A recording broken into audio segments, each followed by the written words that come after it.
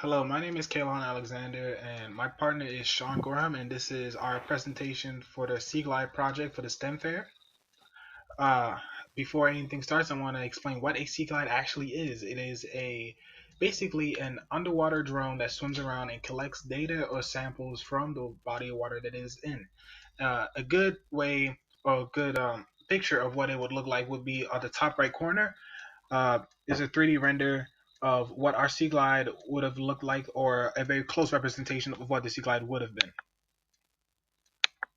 But first and foremost, what problem do we aim to solve by creating a Sea Glide?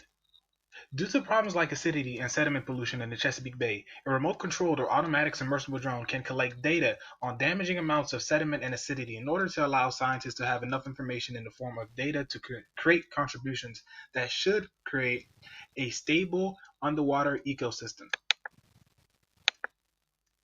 But why is this important? Why is this something that we need to fix? Why do we need to make a whole submersible drone to help this problem?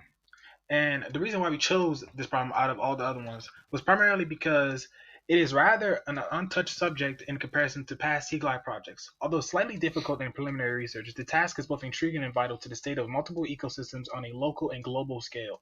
In other words, when we were doing our research for this, we found out that there was a lack in sediment and acidity tests being done by the use of sea glides or other types of submersible drones. Uh, we found the opportunity in this to probably do something that either was never done or hardly done before, so that we could probably make something that is very innovative and very helpful to the world of ecology.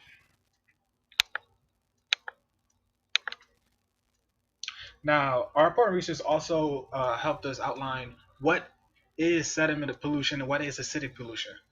In relevance to the problem with sediment levels, we have found that the excessive amassment of sediment has led to many negative consequences, one being the chance of nutrients and chemicals contaminants binding with sediment and consequently affecting animals such as general fish and shellfish that feed in that range.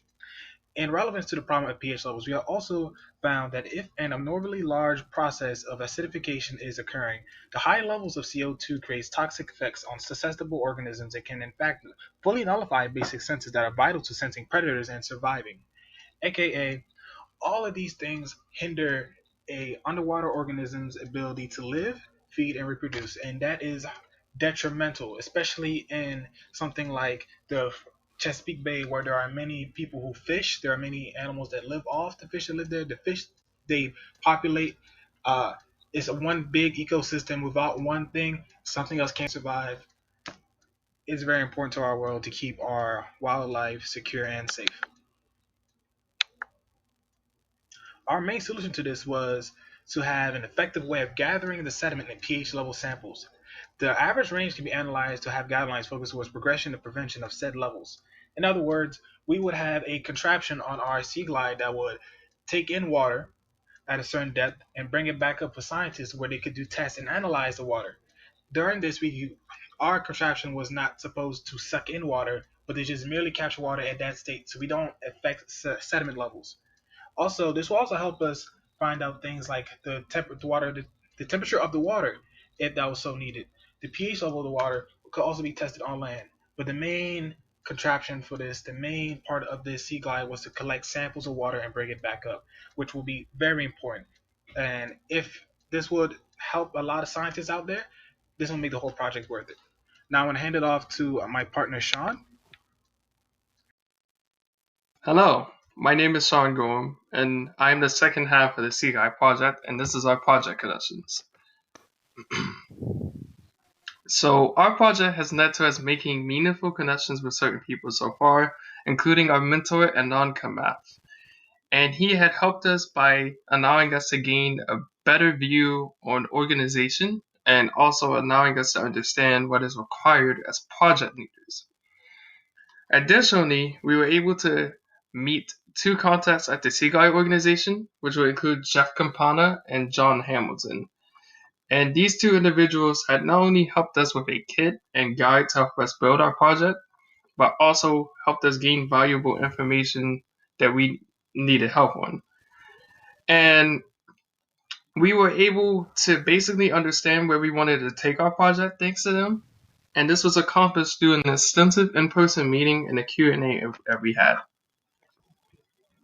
In this slide here, we have our project materials. Currently in our possession, or at the time of the ending of our project, we had the Seaglide kit that we were working upon, and we had some tools in the classroom that was provided by Mr. Stemple.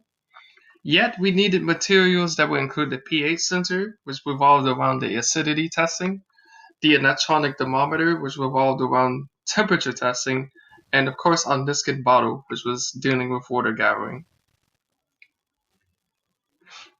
In terms of our project progress, we were roughly around 30% done, and we were able to successfully complete the buoyancy engine and the prep for the other components of the Seaglide, which would include the Seaglide controller, fins, and other key components such as miniature pieces. Now, the reason being that we were roughly around 30% done was due to COVID-19, which had halted our plans with the general construction of the prototype.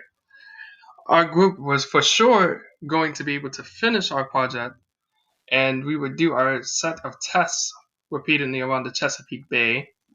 We will also be adding sensors to the prototype, and we would be doing even more tests afterwards to compare and contrast, with possible revisions to have a full, thorough experiment, all in the exact order.